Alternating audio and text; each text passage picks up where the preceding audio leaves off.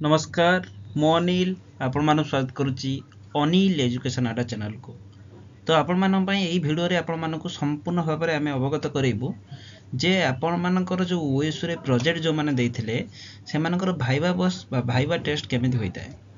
तो संपूर्ण भाव में आमे जणाई देबी जे आपण मानक भाइबा बस जो मन रे डर अछि जो माने टेलीग्राम रे अछन तो ऑलरेडी जानी सारी थे जे आम संपूर्ण भाव में लाइव सेक्शन कर सारीचु। तो सही विषय में आम जन देवाई आम ये भिडियो करी। तो प्रथम आप देखो ओएस रे भाइबा बस को नहीं कि बहुत सारा पिला मन में डर अच्छी कई पिला मत फोन कर कहते सर आम भाइबा टेस्ट को जीवु ना जदि कौन हम तार संपूर्ण भाव में आम उत्तर देवाई चाहिए। तो निहत भाव आपण मान जो मैंने एग्जाम सरी जाइए प्रोजेक्ट एग्जामिनेशन दाखल कर तो निहत भाव आपण गोटे पीजी सरीबा आपण मानकर गोटे लास्ट भाइबा टेस्ट आपण मानकर भाइबा बस पर आपण मानकर पीजी कंप्लीट हो। आशा करी आपण मानकू आम चैनल द्वारा जहाँ भी दिया जाइथिबा सर्विस आपण मानकू किछि मात्रा रे हेल्पफुल हेतिबो कने प्रोजेक्ट एग्जामिनेशन पई आम टीम विशेष करी मते कथा कहबे मु 20 घंटा आपण मानकू काम करिछि। जेतले प्रोजेक्ट आपण मानकर आसीगला नोटिफिकेशन मु पाखापाखि 2-4 दिन सुई पारि नथिली 2 घंटा सुईकी मो काम करिछि। तो कहबार कथा होछि आम परिश्रम आपण मानक जदि टिके भल लगी जो मैंने टेलीग्राम रे थिबे राति सारा आम अनिद्रा होइक लाइव सारी आम प्रोजेक्ट देइछु पिला को आ समस्त समस्या शुणा जाइछि कार किसी प्रॉब्लम हेतला ताको भी शुणा जाइछि आ आम द्वारा जतिकी भी प्रोजेक्ट नैथिले समस्त अप्रूवल हेइछि आ समस्त सक्सेसफुली कंप्लीट हेइक आम डिपॉजिट हेइ चलिछि कार डिपॉजिट होउछि को मानकर डिपॉजिट चली आगू रहिबो। तो निहत भाव आपण मानकर प्रोजेक्ट एग्जामिनेशन को जो भाइबा टेस्ट अच्छी से भाइबा टेस्ट को लेकिन आप जो मन में डर अच्छी कौन ना आपण मानक भाइबा टेस्ट पई आपण यूनिवर्सिटी कौन से प्रकार नोटिस जारी करिवो नाही। प्रथम कथा केमिति हबो ना विभिन्न डेट रे हित पारे आपण स्टडी सेंटर ऊपर डिपेंड करे सी को डेट को फेस करूचंती। तो आपण स्टडी सेंटर तरफ आपण पचार नेबे बुझी नेबे जे हमर भाइबा टेस्ट केबे हबो। तो आपण मानक मैक्सिमम टू मैक्सिमम पिलांकर जानी सारी थे जे को मानकर को डेट रे आपण एग्जामिनेशन भाइबा टेस्ट अच्छी भाइबा बस अच्छी। तो कथा हो आपण माने जानी सारी थे। तो किंतु जो माने चाहूचंती जे आमे भाइबा टेस्ट को जीवु नै भाइबा बस को जीवु नै तो मन रखंतु से गोटे भूल। आपण भाइबा बस गाइडलाइंस के दिबे आपण देखो एटा हो ये गाइडलाइंस हो आपण मानकर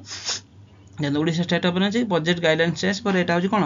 ये डीसीए फीसीए ये गोटे डीसीए पीजी डीसीए ये कोर्स गुड़ाक सब जो रही ये प्रोजेक्ट देखो प्रोजेक्ट आप 100% मार्क माने 100 मार्क जो देथिबो ताने 75% वेटेज ई गाइडलाइंस अनुसार ई कोर्स अनुसार देखो 75% रही।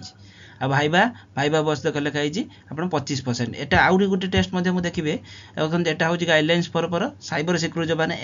MSCS जो मास्टर इन साइबर सिक्योरिटी जो master of science cyber security जो मैंने से देखिए वेटेज मुझे ओडिया खोजिली ओडिया सॉरी ओडिया जो देखिली ओडिया कौन से प्रकार ये से प्रकार मुझे देखा पाइली ना। तो निहत भाव आपण मानकर ऑलमोस्ट आपण माने भाइबा टेस्ट जे आपण जाउचंती ताने 25-30 मार्क आपण भाइबा रोसी आपनकर 75 मार्क रोचे बा 75 बा 70 मार्क रोचे आपण मानकर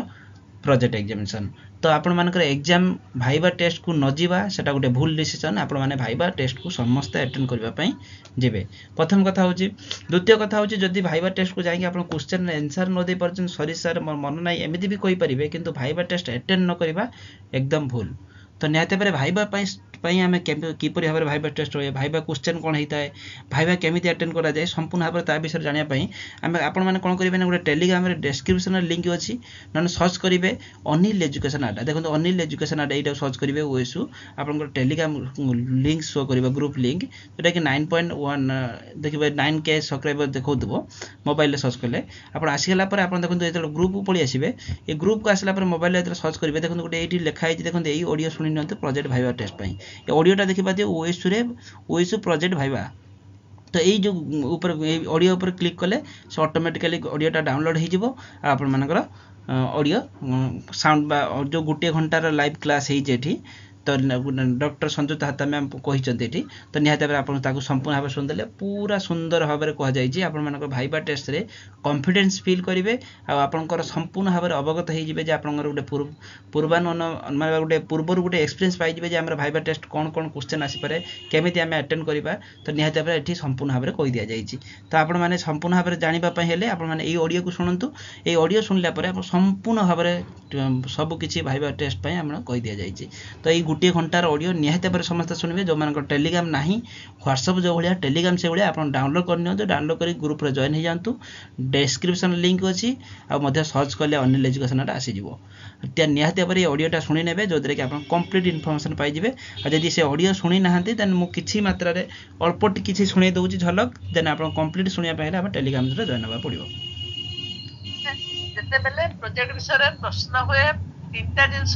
निश्चित प्रश्न हबो जे प्रथमतः तुमे एई टॉपिक को काहे की ग्रहण कलो नेलो काहे अन्य एते 20 टॉपिक्स थिला एई टॉपिक भीतर तुमको कोन पाई कोन भल लागला जोति पाई कि तुमे एई टॉपिक को नेलो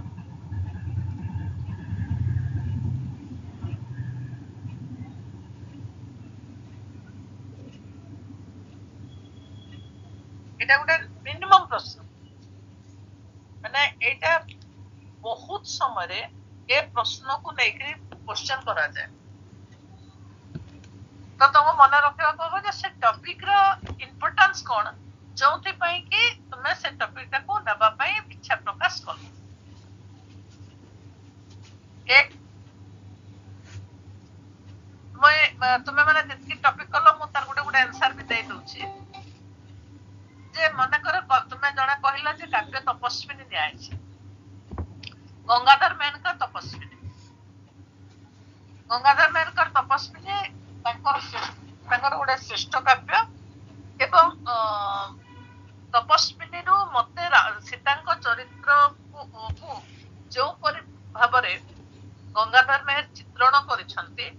मु जते बेले +3 श्रेणी रे +2 रे भी अछि सेंती तपस्विनी रो +2 एवं +3 श्रेणी रे गंगाधर मेहर विभिन्न काव्य पढिछि एवं विशेष करी +2 श्रेणी रे आमे जो तपस्विनी रो पत्र बोली गोटे कविता अछि मु तुमे माने जो माने ताकू नै जो तुमे सेटा कहि पारो जे मते तांकर मो स्नातक पढिबा समय रे मते गंगाधर मेहरकर विभिन्न काव्य कविता बहुत भल लागितला एवं मु जतेले तपस्विनी काव्य पढिली से तपस्विनी काव्य को मते बहुत मोर हृदय को छुईतला एवं जतेले मते लागुतला जे जदि सुजोग आसंता मो तपस्विनी काव्य को विश्लेषण करिवार सुजोग पाइथांती एबे जेहेतु मते से सुजोग आसिला मु सेति पई से काव्यटा को लेबा पई इच्छा प्रकाश करी गोटे क्वेश्चन सरला 2 नंबर महिमा धर्म भीम बई भी सही कथा महिमा धर्म होची केवल जणे कहि परिबो जे समग्र भारत वर्ष रे महिमा धर्म केवल ओडिसार धर्म भाव रे विवेचित होइताय कारण अन्य कोनसे केवल छत्तीसगढ़ रो कामा केतेटा गां रे देख महिमा धर्म अवलंबी लोक एवं महिमा धर्म होची विशेष करी एक कंट्रोवर्सी त माने जो समय रे ब्राह्मण धर्म ब्राह्मण माने विशेष माने बहु भाव रे लोकन को शोषण करदले धर्म नाम रे सेते बेले महिमा धर्म आरंभ होइतला एवं महिमा धर्म अवलंबी लोक मान को मु जते देखुतली सेते बेले मते लागुतला ए मान को संपर्क रे मते जानिबा पय आग्रह प्रकाश करूथली एवं एबे सुजोग आसीबार मु महिमा धर्म एवं विभुभयकर विषय रे लेखा पय चली गोटे ही पारे आ गोटे सही क्वेश्चन नै पारे जे हमें तांगर कविता अनेक जगह रे मो बहुत समय रे स्कूल रु आरंभ करी कॉलेज पर्यंत पढी छी एवं तांगर गोटे सेंटेंस मो जीवन पछे नरके पड़ी थाओ जगत उद्धार हो ए कवितार ए गोटे सेंटेंस मते बहुत भल लागितला कारण अन्य कोनोसी काव्य कविता रे ए सब ए परि भाबरे ओडिसा रो आज पर्यंत कोनोसी कवि एमिति गोटे धाडी लिखि नांती निज जीवन को नरक रे पकई समग्र जगत उद्धार हेबा विषय रे कहि कहि नांती सेति पे मते लागिला आज में हम बहिकर ए महिमा धर्म संपर्क में मते आहुरी विशेष भाव विश्लेषण करबा पई आग्रह प्रकाश कली ए क्वेश्चन ता नॉर्मल क्वेश्चन के प्राय समस्त पचारती सब प्रोजेक्ट रे जतेले गवेषणा करा जाय एटा गोटे साधारण क्वेश्चन समस्त ए विषय पचरेबे एवं ए विषय रे तुमको जानिबा रखिबा उचित जगन्नाथ धर्म में सुनावेश संपर्क में मु थरे सुनावेश देखिबा को जाइतली एवं सुनावेश संपर्क में जानिबार मोर बहुत आग्रह थिला मु जानि छी जे ओडिसा रे जगन्नाथ चेतना हो समग्र ओडिसा बा विश्व प्रणर एक आध्यात्मिक चेतना सेति पई सुनावेश ओडिसा रे 5 थर होबे एवं रथ रे केवल स्तर सुनावेश होबे से सुनावेश संपर्क में मते जानिबा पई विशेष आग्रह बारो मु मोर टॉपिक को जगन्नाथ सुनावेश ए परिप्रेक्षित बुझेला गोटे क्वेश्चन निश्चित भाव रे तुमरो प्रोजेक्ट संपर्कीय क्वेश्चन एटा पचरा जे काहे कि तुमे माने सेही ताकू चूज कलो तो तुमे ବିଭିନ୍ନ କାହା ଭିତରେ ମୁଁ କହୁଛି ଗୋଟେ ଗୋଟେ ଆସୁଛି ଜିନିଷଟା ତୁମର ନେକ୍ସଟ ହେଲା ନୂଆଖାଇ। ପଶ୍ଚିମ ଓଡିଶାର ଗଣପର୍ବ ନୂଆଖାଇ। ମୁଁ ବହୁତ ସମୟରେ ତା ବିଷୟରେ ମାନେ ନ୍ୟୁଜ ପେପରରେ ମୁଁ ପଢିଛି। ଯଦି ସମ୍ବଲପୁର ଅଞ୍ଚଳ ୱେଷ୍ଟର୍ଣ୍ଣ ଓଡିଶାର ବୋଲି କହିଲେ ତ ତୁମେ ନିଶ୍ଚୟ କହିପାରିବ ଯେ ଆମର ପର୍ବ ମତେ ବହୁତ ଭଲ ଲାଗେ। ତା ବିଷୟରେ ମୁଁ ଯେତିକି ଜାଣିଛି ଆମ ଘରେ ମାନଙ୍କରେ ପାଳନ କରାହୁଏ, କିନ୍ତୁ ତାର ଇତିହାସ ବିଷୟରେ ମତେ ଜଣା ନଥିଲା ଏବଂ ତାର ଏତେ ସାଂସ୍କୃତିକ ମହାନତା ରହିଛି ସେ ବିଷୟରେ ମୁଁ ଜାଣିନଥିଲି। ତେଣୁ ଯେତେବେଳେ ମତେ ପ୍ରୋଜେକ୍ଟ କରିବା ପାଇଁ ମୁଁ ଦେଖିଲି ଯେ ପଶ୍ଚିମ ଓଡିଶାର ଗଣପର୍ବ ନୂଆଖାଇ ଅଛି, ସେତେବେଳେ ମୋର ବହୁତ ଆଗ୍ରହ ହେଲା ତା ଭିତରକୁ ଯିବା ପାଇଁ ଏବଂ ତାର ସାଂସ୍କୃତିକ ଚେତନା ତା ସହିତ ଏକ ଏକତାର ପର୍ବ ଭାବରେ ନୂଆଖାଇକୁ କିପରି ନିଆଯାଇଛି ତା ବିଷୟରେ ଜାଣିବାର ଆଗ୍ରହ ହିଁ ମତେ ଏଇ ସବଜେକ୍ଟ ବା ଏଇ ପ୍ରୋଜେକ୍ଟରେ କାମ କରିବା ପାଇଁ ଇଚ୍ଛା ପ୍ରକାଶ ହେଲା। ତ ନିହାତି ଭାବରେ ଏଇ ଅଡ଼ିଓଟା ଦେଖନ୍ତୁ, ଗୋଟିଏ ଫାଷ୍ଟ କ୍ୱେଶ୍ଚନ୍ କେମିତି ହେଇପାରେ ସେଇଟା ଡକ୍ଟର ସଞ୍ଜୁତା ମ୍ୟାମ୍ କହୁଥିଲେ। ତ ଆପଣ ପୁରା ଅଡ଼ିଓ ଶୁଣିବା ପାଇଁ ହେଲେ ଆପଣ ଟେଲିଗ୍ରାମ ଚ୍ୟାନେଲରେ ଶୁଣିକି ଆପଣମାନେ କମ୍ପ୍ଲିଟ୍ ପ୍ରିପେୟାର ହେଇକି ଯାଇପାରିବେ। କ'ଣ କ'ଣ କ୍ୱେଶ୍ଚନ୍ ଆସିପାରେ ସମ୍ପୂର୍ଣ୍ଣ ଭାବରେ ଆପଣଙ୍କୁ କହିଦିଆଯାଇଛି। ତ ନିହାତି ଭାବରେ ଆପଣ ଜଏନ୍ ହେଇକି ଆପଣମାନଙ୍କ ଟେଲିଗ୍ରାମରେ ଏଇ ଓଏସୁ ଭାଇବା ପ୍ରୋଜେକ୍ଟ ଭାଇବା ଯେଉଁଟା ଆପଣଙ୍କ ଅଛି ଲେଖା ହେଇଛି ଟାଇଟଲ୍, ସେଇଟାକୁ ଆପଣ ସେଇ ଅଡ଼ିଓକୁ କମ୍ପ୍ଲିଟ୍ ଶୁଣି ନେବେ, ଯେଉଁଦ୍ୱାରା କି ଆପଣଙ୍କର କମ୍ପ୍ଲିଟ୍ ପ୍ରିପାରେସନ୍ ହେଇଯିବ। ଧନ୍ୟବାଦ।